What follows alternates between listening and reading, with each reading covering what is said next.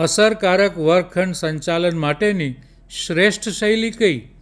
મિત્રો, આપણે અસરકારક વર્ગખંડ સંચાલનની શૈલીઓ કે જે બૌમરિન્ડ દ્વારા આપવામાં આવેલ બાળ ઉછેરની 4 શૈલીઓ પર આધારિત છે તેનો વિડીયોમાં અભ્યાસ કર્યો. યોગ્ય શૈલી નક્કી કરતી વખતે તમારે આપણી શિક્ષણ ફિલસૂફી, શિક્ષણના અભિગમો, શિક્ષણના ધ્યેયો, પદ્ધતિઓ તેમજ અભ્યાસક્રમને ધ્યાનમાં લેવા જોઈએ. પ્રત્યેક વર્ગખંડ જુદી જુદી વિવિધતાઓથી ભરેલ હોય છે. માટે અહીં એ નોંધવું અગત્યનું છે કે કોઈ પણ એક શિક્ષક દરેક વર્ગખંડમાં સફળ જાય તેવું માની લેવું થોડું કઠિન છે.